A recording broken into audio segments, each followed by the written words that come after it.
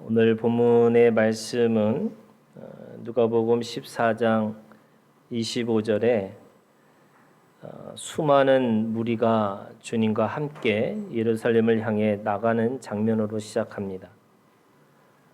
예수님과 함께 걸어갔던 무리라고 그랬죠.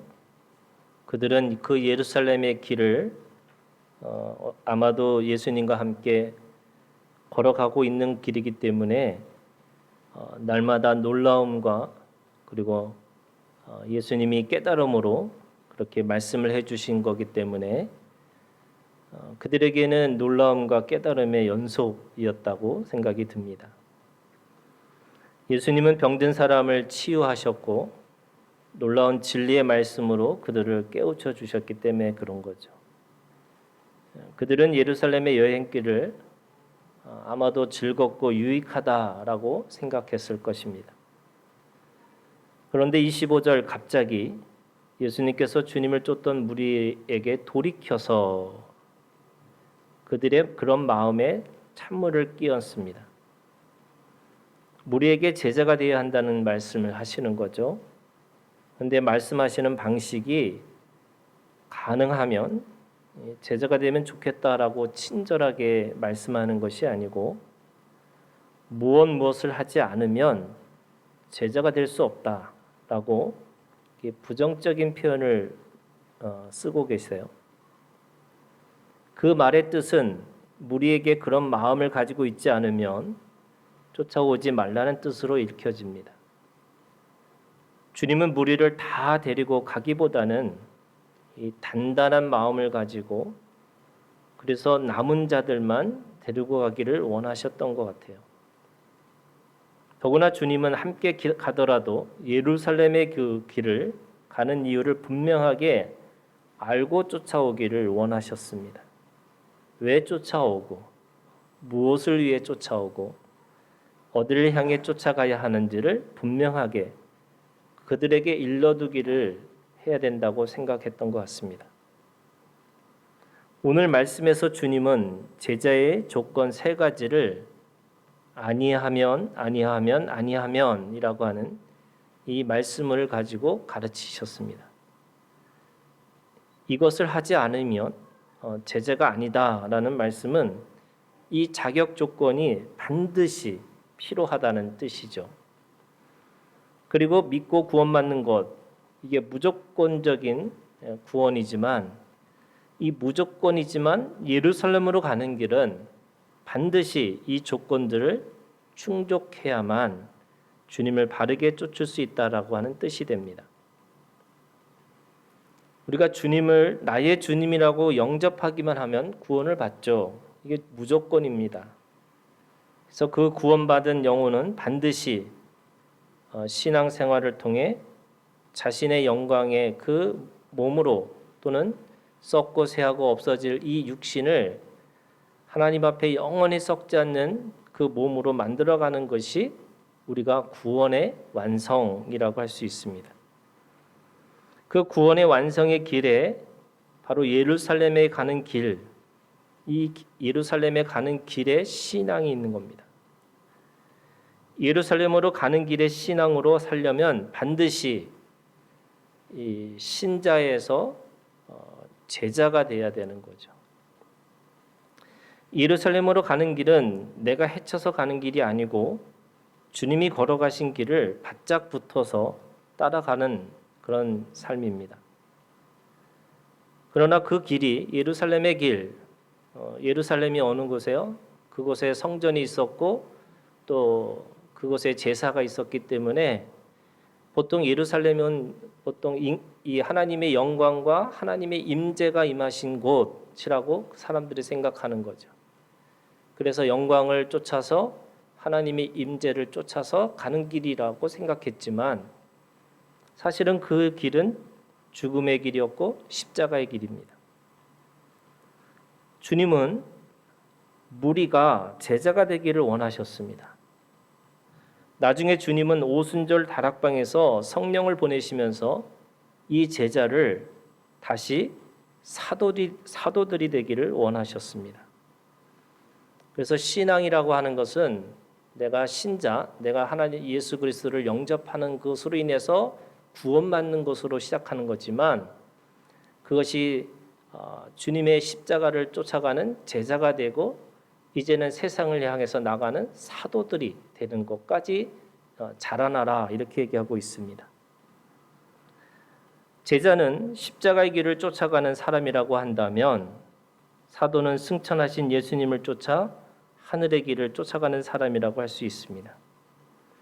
제자는 세상의 것을 부인하고 하늘의 것을 배우는 시간을 사는 사람이라고 한다면 사도는 세상의 것, 부정한 것을 하늘의 것, 거룩한 것으로 바꾸는 시간을 사는 사람이라 할 수 있습니다. 그런 의미에서 제자의 조건이라고 하는 것은 이 몸의 신앙에서 가장 기본되는 신앙입니다. 이 기본 신앙이 안 되면 몸으로 사는 인생이 괴롭고 힘들 수밖에 없습니다. 사도 바울은 그 로마서에서 그것을 이 곤고한 자다라고 얘기합니다. 나는 공고한 사람이다. 이 사망의 몸에서 누가 나를 건져내랴라고 어떻게 보면 한탄하고 하소연하고 있습니다.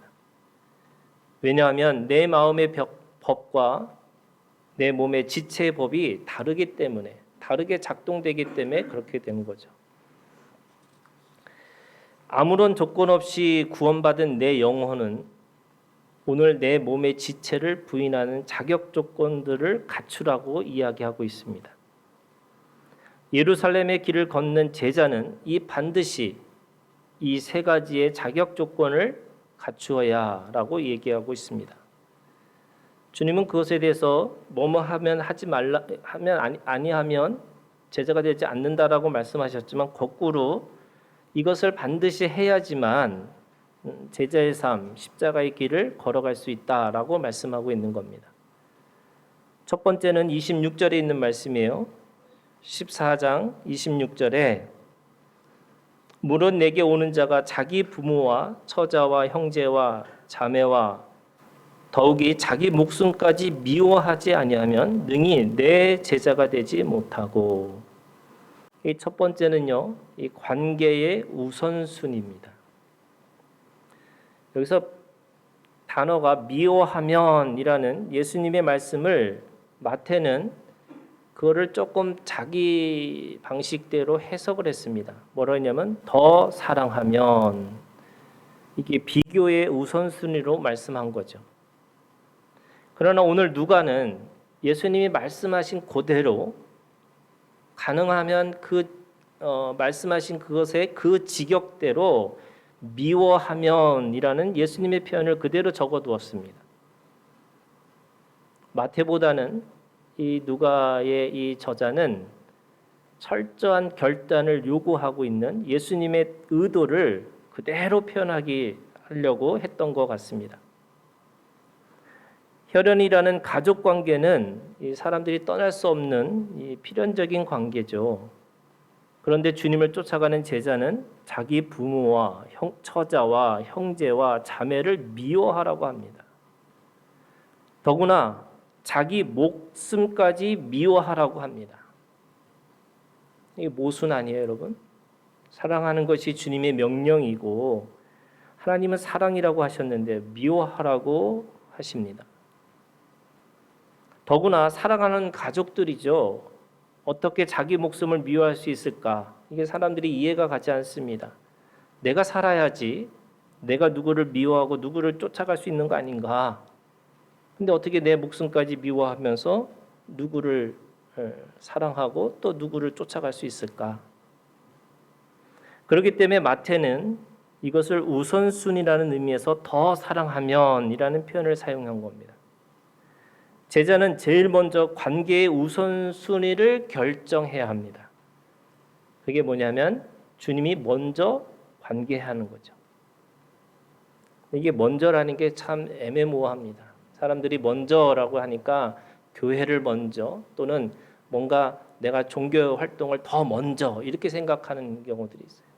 근데 그게 아니고요. 여러분, 관계 안에 예수님을 내가 먼저 예수님을 통해서 그 관계를 바라보라는 거예요. 그래서 내 자녀든 내 남편이든 내 아내든 주님을 통해서 보는 관계가 시작돼야 된다는 거예요. 그것은 어떤 관계를 통해서든 누구를 만나고 누구랑 헤어지는 그 모든 것들이 주님의 뜻과 소원과 목적이 무엇인지를 묻고 있어야 된다는 거예요. 이게 우선순위예요.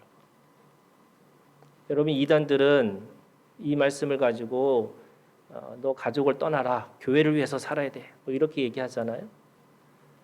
근데 그래서 제가 아주 충격적인 그런 그 단어 중에 하나가 CBS에서 신천지 방송을 하는데 엄마를 향해서 아주머니 뭐 이렇게 얘기하세요. 너무 충격적인 거예요. 이게 어떻게 종교가 어떻게 그런 것까지 갈 수 있을까? 말씀을 그대로 문자적으로만 이해하니까 그 문자적인 이해로 미워하라는 말을 가지고 그렇게 사용하고 있는 겁니다. 근데 여러분 잘 생각해 보세요. 정말 미워한다는 게 아니고 주님의 눈으로 바라보잖아요. 그러면 내가 부모를 온전히 공경할 수가 있어요.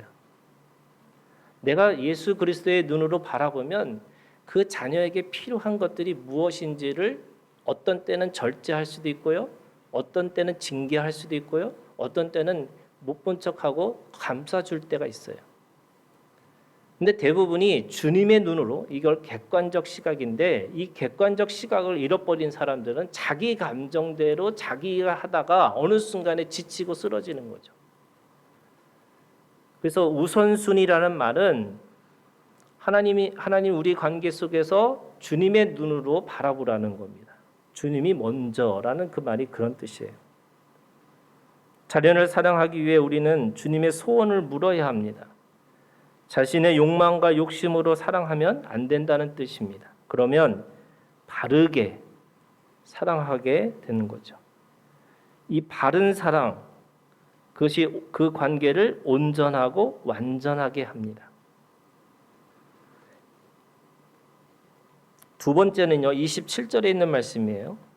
누구든지 자기 십자가를 지고 나를 따르지 않는 자도 능히 내 제자가 되지 못하리라. 이 십자가의 우선순위입니다. 구원은 하나님의 신령한 복이죠. 하지만 그 복을 복되게 만들려면 반드시 십자가의 길을 가야 합니다. 십자가는 죽음의 길입니다. 그렇기 때문에 우리의 신앙은, 여러분, 우리의 신앙의 기초가 어디에 있냐면 기쁨보다 여러분 슬픔이고요. 사는 것보다 죽음이 먼저입니다. 이 죽음의 우선순위를 기억해야 된다는 거예요. 우리는 예수 그리스도의 죽음이 필요했던 사람들입니다. 주님이 걸어가신 십자가의 길이 내 길이 되지 않으면 우리는 이 선악과를 먹은 선악의 열매를 통해서 먹은 자의 이 권리를 가지고 선과 악의 심판자로 살아갈 수밖에 없습니다. 여러분, 자기 십자가가 있어요. 자기 부인이고 자기 죽음이고 자기 미움입니다. 예수님이 십자가에서 죽었을 때 우리도 주님과 함께 죽었다는 것이 성경이 우리에게 말씀하시는 진리죠. 주님의 죽음은 모든 그리스도인들을 위한 죽음이었기 때문에 그렇습니다.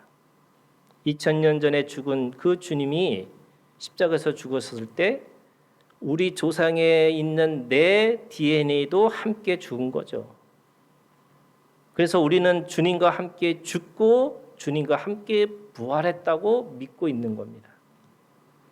그 죽음은 오늘 나의 십자가가 됩니다.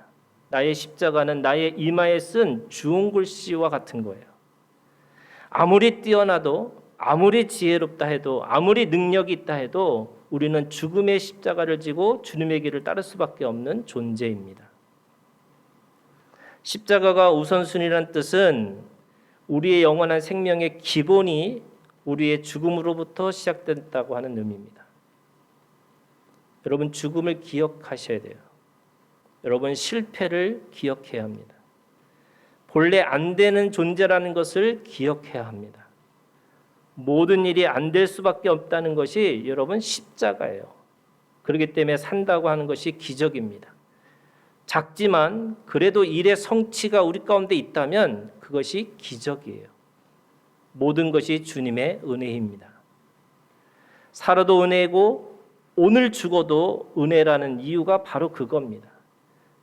우리의 모든 삶의 시작은, 생명의 시작은 십자가에서부터 시작했기 때문에 그렇습니다. 그래서 성공해도 은혜고, 내가 실패해도 은혜고, 죽어도 은혜이고, 그래서 오늘 우리가 주님 안에 모든 것들이 모든 기본이 은혜로부터의 기본으로 있다는 것을 여러분 기억하셔야 됩니다. 그래서 우리 십자가가 우리의 삶의 기본이 됐다고 말씀하고 있는 겁니다. 세 번째는요, 28절부터 33절까지 이 소유의 우선순위를 얘기합니다. 특별히 33절에 보시면 누구든지 자기의 모든 소유를 버리지 아니하면 이라는 말씀으로 소유의 우선순위가 어디에 있느냐가 문제라는 거죠. 여기서 말하는 것은 모든 소유입니다. 이 소유가 물질이잖아요. 근데 여기에 말씀의 방점이 어디 있냐면 모든 것에 있어요. 모든 소유, 모든 물질입니다. 내가 가지고 있는 먹을 거, 입을 거, 마실 것보다 제자라고 하는 이름의 소유를 더 소중하게 여기라고 말씀하고 있는 겁니다. 내가 물질의 소유를 우선순위로 살 것인지 아니면 제자라고 하는 이름을 가지고 살아가는 것이 내 진정한 소유인지를 먼저 그것을 결정하고 살라는 거예요. 우리는 둘 중에 하나를 우선순위로 정해야 합니다. 소유를 버리라는 의미는 무소유가 아니에요, 여러분. 어떻게 육신으로 사는 사람이 물질의 세계를 벗어날 수 있겠습니까? 여러분, 사람들이 다 무소유가 맞다고 생각하잖아요. 그래서 무소유를 살지 못하기 때문에 무소유로 살고 사는 사람들에 대해서 존경하고 뭔가 대단한 것처럼 보이지만 여러분, 신앙의 사람은 그런 게 아니에요. 여러분, 종교의 삶은 계속 무소유를 말하는 거지만 사실은 여러분, 우리가 육신을 살고 있는 사람이 어떻게 무소유로 살 수 있습니까? 그러면 신앙의 사람은 어떻게 사는 거냐? 우선순위라고 그랬죠.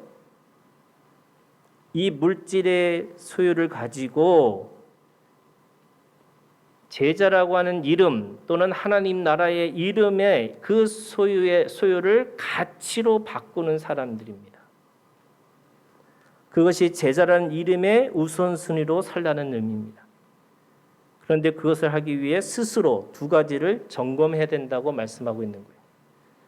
첫 번째가 28절부터 30절까지의 망대를 세우는 일로 미리 비용 계산을 해보라는 말씀이에요. 건축 이야기죠. 건축을 하려면 먼저 비용 계산을 꼼꼼히 하고 그렇게 시작하지 않으면 중간에 멈추고 기초만 쌓고 흉물로 남을 수 있다고 얘기하는 거예요.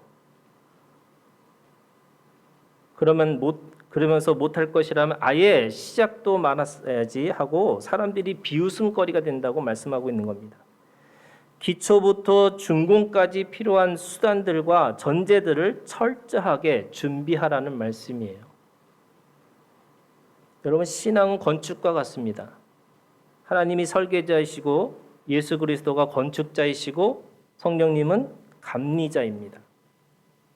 우리를 하나님의 집으로 만들기 위해 하나님은 계획하셨고 예수님이 역사 속에 들어오셔서 시행하셨고 성령님이 하나님의 사람으로 보증해주고 계세요. 그러면 우리도 하나님의 사람으로 하나님의 말씀으로 지어가는 그 건축을 해야 되는데 여러분, 집을 그릴 때 지붕부터 그리는 사람 한 번도 건축 안 해본 사람이에요. 그죠?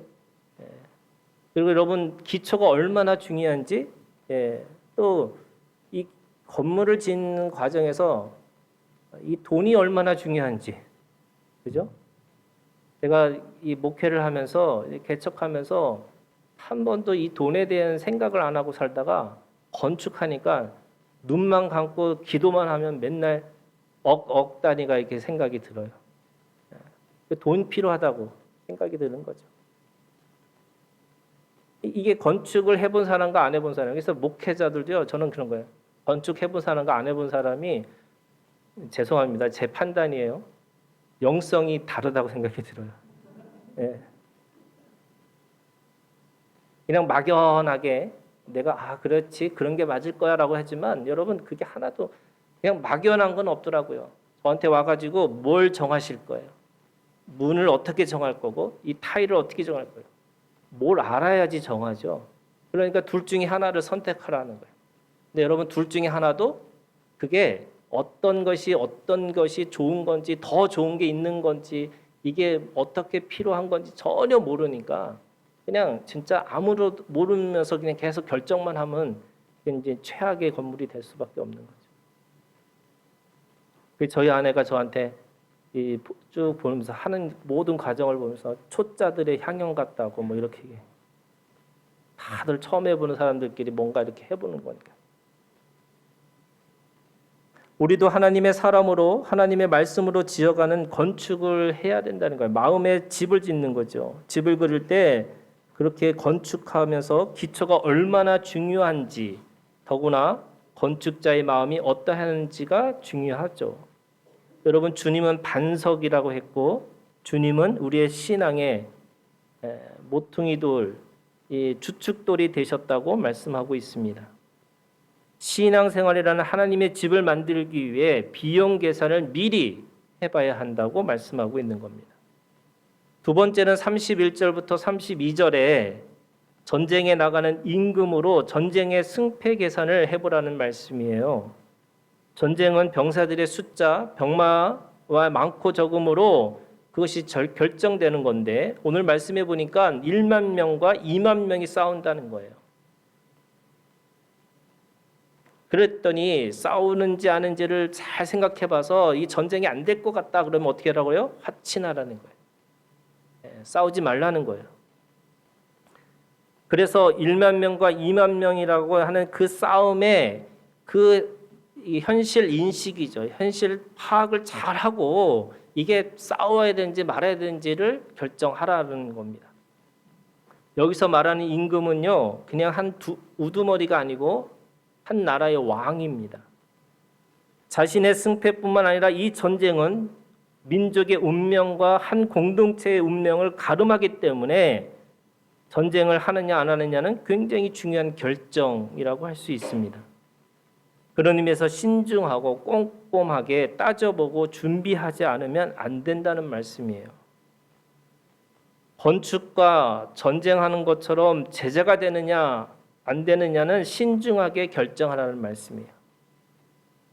엄밀히 따지면 이런 거예요, 여러분. 신자에서 제자가 되고 제자에서 사도가 되는데 여러분 그때마다 잘 따져보셔야 돼요.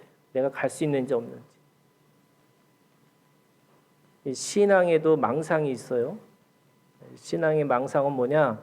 자기가 아직도 수준이 안 되는데도 불구하고 제자가 되겠다고 하는 것도 있고 또 제자가 되지도 않았는데 사도가 되겠다고 하는 것도 있습니다. 물론 잘 따져봐야죠. 그런데 오늘 말씀해 보면 친절한 예수님이기보다는 가능하면 떨어뜨리려는 의도로 보일 정도로 굉장히 극단적인 용어를 쓰시면서 말씀하고 있습니다. 다 버리지 않으면 제자의 이름을 가질 수도 없고 주님을 쫓을 수도 없습니다. 계산해봐야 하는 거죠.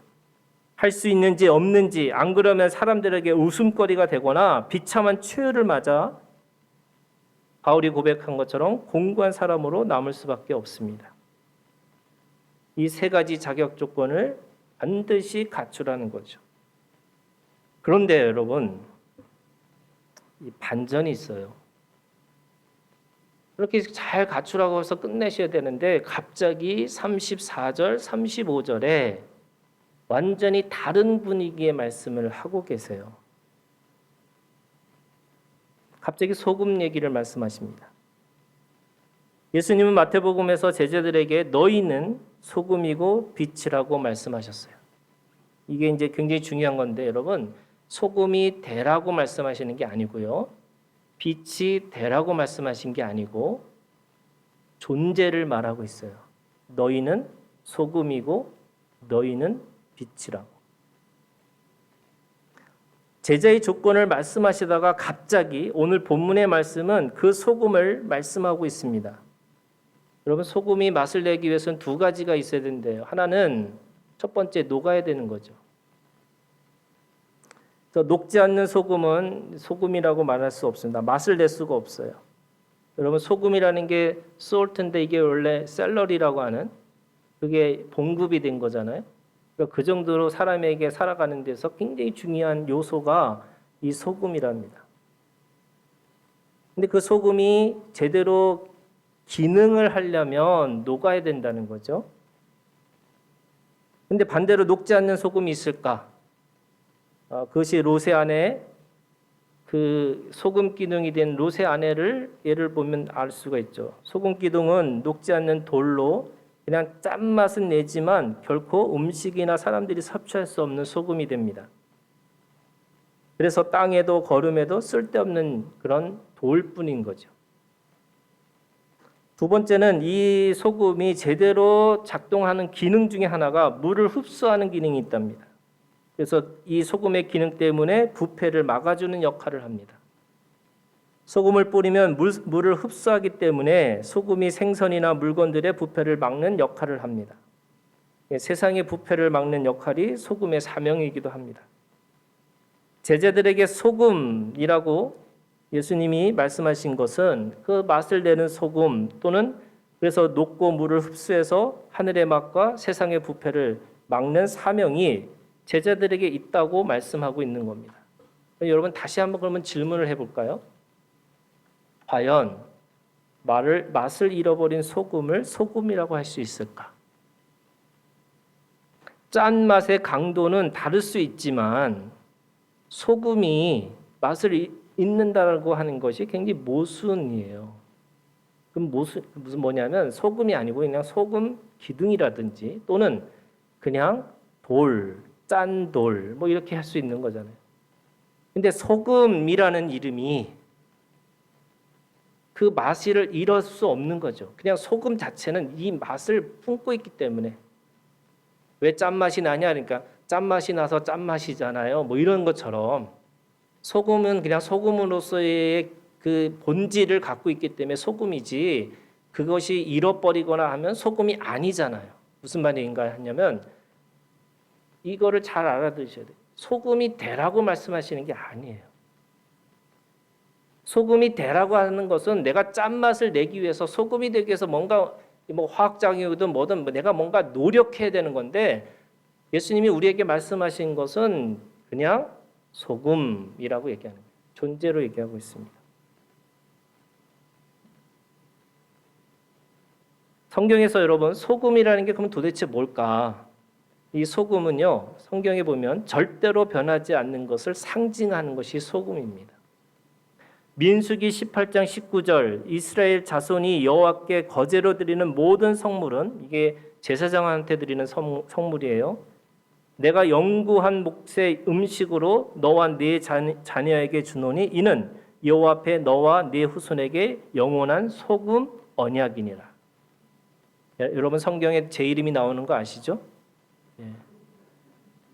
거기에 영구한 이렇게 돼 있어요. 근데 그걸 소금이라는 게 뭐냐? 영원한 소금 언약이라는 거예요. 소금 언약.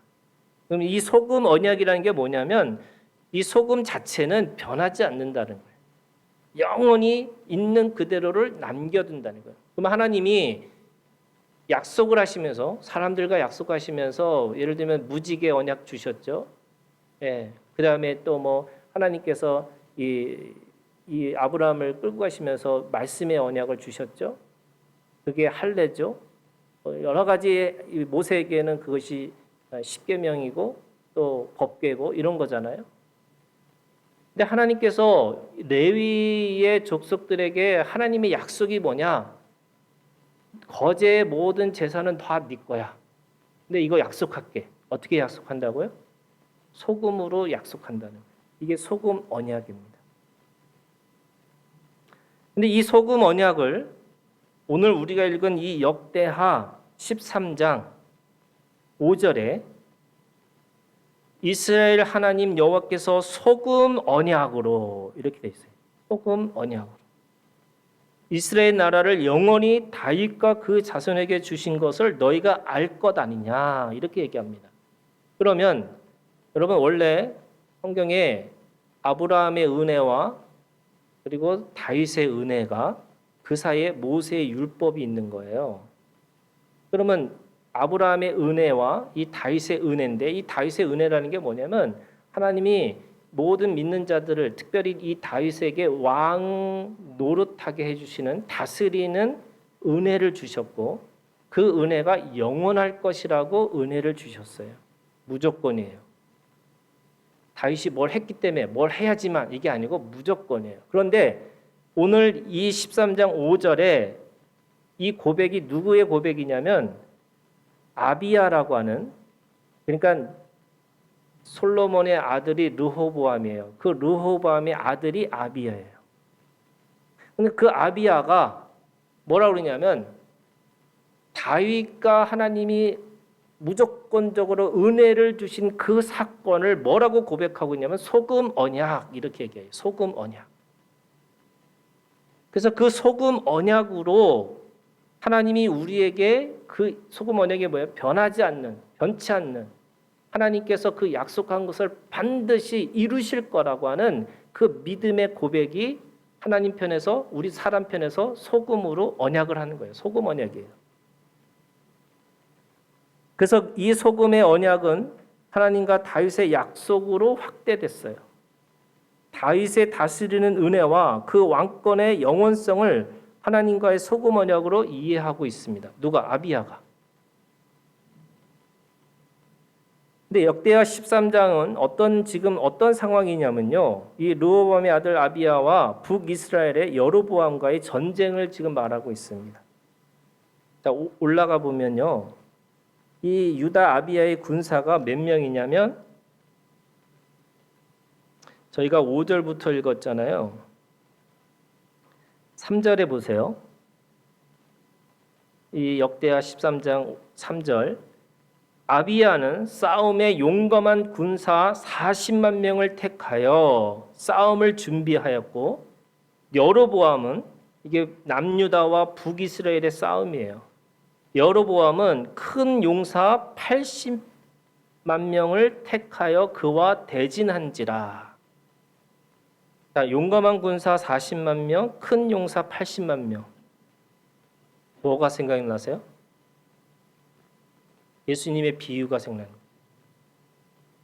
전쟁을 나갈 때 10,000명과 20,000명이 싸울 때 네가 가서 전쟁을 할 건지 말 건지 계산해 보라는 거였잖아요. 그래서 전쟁이 안 될 것 같으면 파치나라는 거예요. 그러면 지금 아비야는 40만 명, 여로보암은 80만 명이에요. 여러분, 하나는 10,000명이고 하나는 20,000명이에요. 2배예요. 전쟁을 해야 돼요, 말아야 돼요? 여러분, 이게 중요한 거예요. 전쟁을 해야 돼요, 말아야 돼요?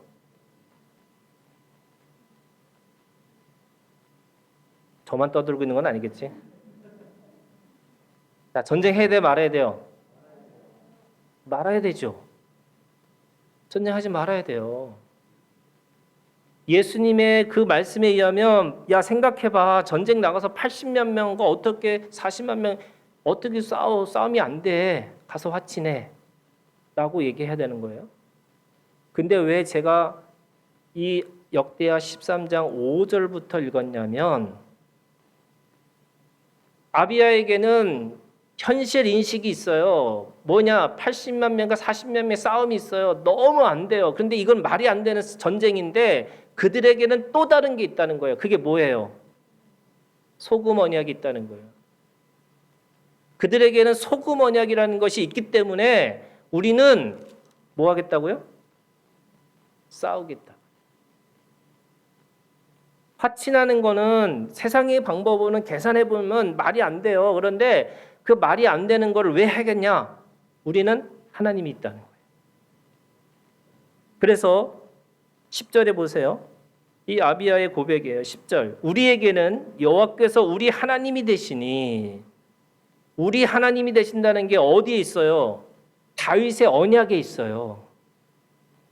다윗의 언약이 있기 때문에 우리는 이 전쟁을 싸우겠다는 거예요. 두 번째 보세요. 12절에 하나님이 우리와 함께 하사 우리의 머리가 되셨다. 우리의 머리가 주님이라는 거예요. 왜요? 소금 언약 때문에. 그래서 그가 판단하고 있는 이 정세는 어떤 정세냐면요. 이게 지금 이 10절에 보시면 우리에게는 10절이 아니죠. 지금 이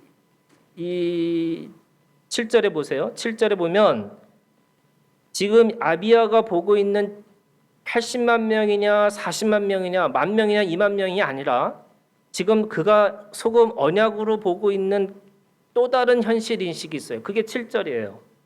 남봉꾼과 잡배가 모여 따름으로 스스로 강하게 되어 솔로몬의 아들 르호보암을 대적하였으나 누가? 여로보암이. 그때 그러니까 르호보암의 사람들은 여로보암의 사람이 누구냐면 남봉꾼과 잡배라는 거예요. 원래 성경은 뭐라고 했어요? 현실은 큰 용사들이에요. 객관적인 사실은 큰 용사예요. 그런데 지금 소금 언약을 바라보고 소금 언약으로 보고 있는 그들의 현실은 뭐냐? 이 아비야가 보고 있는 현실은 뭐냐면 그들은 남봉꾼과 잡배라는 거예요. 큰 용사 아니에요. 다르죠. 보고 있는 관점이 달라요. 거기다가 7절 끝에 보면 르호보암이 어리고 마음이 연약하여 자기 아버지한테 아비야가 얘기하는 거예요. 아버지를 향해서 얘기하는 거예요. 어리고 마음이 연약했다. 아니 어디 이런 불효자식이 어디 있어요? 근데 뭐예요? 소금 언약으로 보니까 관계 우선위가 어디가 돼 있어요? 하나님 앞에 있는 거예요. 아버지와 아들의 관계가 아니에요, 여러분. 자신이 소금 언약으로 바라보는 순간에 보니까 우리 아버지가 존경할 만하고 아버지 대단한 사람이에요. 여러분 역사적으로 보면 이 르호보암도 굉장한 사람이에요. 그런데 자신이 보니까 이 언약의 관점에서 보니까 하나님의 약속의 관점에서 보니까 우리 아버지가 어리다는 거예요. 너무나 연약하다는 거예요. 그래서 전쟁에 나가죠. 이겼을까요? 졌을까요? 17절 아비야와 그의 백성이 크게 무찌르니 이스라엘 택한 백성들이 죽임을 당하고 엎드린 자들이 50만 명이었더라. 완전히 50만 명을 다 몰살시킨 거예요. 자, 그러면 여러분 누가복음 14장으로 다시 갈까요? 34절 35절에 보세요. 소금이 좋은 것이나 소금도 만일 그 맛을 잃으면 무엇으로 짜게 하리요? 이거 기능을 말하는 것처럼 들려요. 땅에도 거름에도 쓸데없어 내버리니라. 그런데 뒷말이 더 중요한 말이에요. 들을 귀가 있는 자는 들을지어다. 이 말씀을 왜 하셨을까? 제자들이 원래부터 뭐예요? 이거를 아셔야 돼요. 제자들이 원래부터 뭐였어요? 세상의 소금이에요. 그러면 무슨 말이에요, 여러분?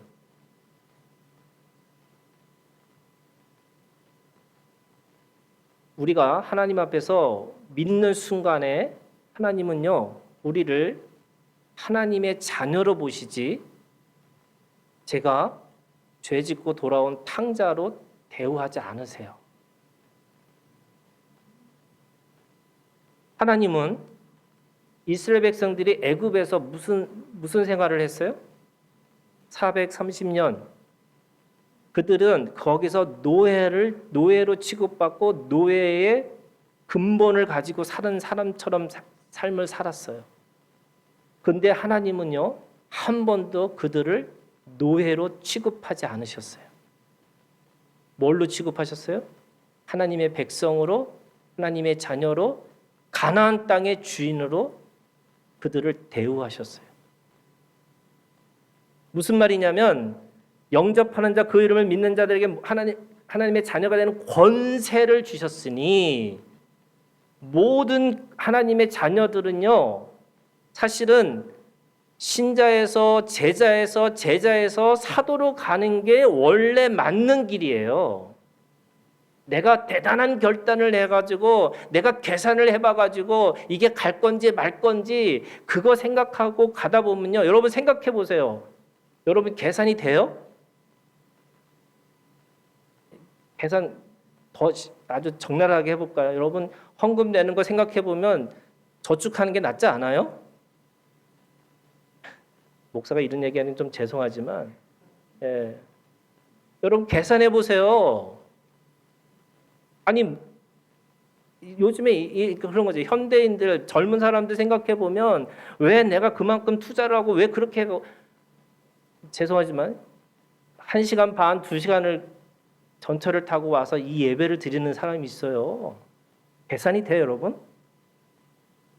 계산하는 거는 제일 중요한 거는 가까운 게 바로 앞에 있는 교회 가면 되는 거잖아요, 여러분. 왜 계산해봐라, 생각해봐라. 그 계산과 생각을 해보는 게 맞아요. 그런데 뭘 가지고 생각해보고 뭘 가지고 계산해보라고요? 언약을 가지고 계산해보세요. 소금 언약을 가지고 현실을 인식하셔야 돼요. 내가 가지고 있는 현실은 여러분 우리가 중산층이 될까요? 우리가 가지고 있는 현실은 내가 과연 얼마만큼 세상의 사람들과 얼마만큼 비교해서 내가 경쟁력이 있을까요? 그런데 여러분, 그건 세상의 논리고요. 세상의 입장이고요. 오늘 소금 언약을 가지고 기억하고 소금 언약을 가지고 하나님 앞에 바라보는 순간에 다 다르게 계산이 나와야 된다는 거예요. 그거 하지 않으면 제자 될 수 없어요. 그거 계산되지 않으면 여러분 생각해 보세요. 기초에서부터 해갖고 이거 건물 짓는데 16억 드는데 이거 16억 있을까 없을까 그거 계산하고 있으면 못 지어요. 그러면 저에게는 뭔가 있었냐? 있었죠. 저한테 하나님이 주신 마음이 있었어요.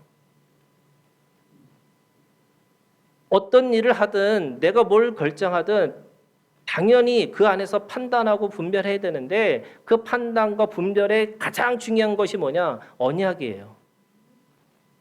언약을 가지고 기억하셔야 돼요. 언약을 가지고 바라보셔야 돼요. 그럼 다시 말할까요? 여러분 말씀이 있으셔야 돼요. 그 사람과의 관계 안에서의 말씀이 있어야 되고 내가 교회 안에서의 이 교회 관계에서에도 말씀이 있어야 되고요. 내가 어떤 순간 어떤 상황에 부딪힐 때마다 그 안에서 말씀이 뭐가 있는지 그걸 찾으셔야 돼요. 그거 찾는 일에 우리가 최선을 다하셔야 돼요.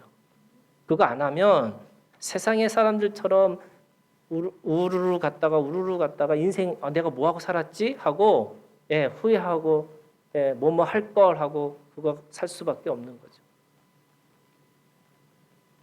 주님이 말씀하세요. 제자들 이거 해야 돼. 해야 되는 거죠. 그런데 더 중요한 거 뭐예요? 네가 소금이라는 걸 기억하라는 거예요. 소금의 능력을 가지고 있다는 걸 기억하라는 거예요. 세상에서 가지고 있는 노예의 근성을 버리고 세상에 가지고 있는 하나님께서 우리에게 주시는 다스리는 그 주인의 그 하나님의 왕 같은 그 왕권에 대해서 권세에 대해서 여러분 기억하시라는 거예요. 여러분 이 믿음이 우리 가운데 있기를 주님의 이름으로 축원합니다. 기도하겠습니다.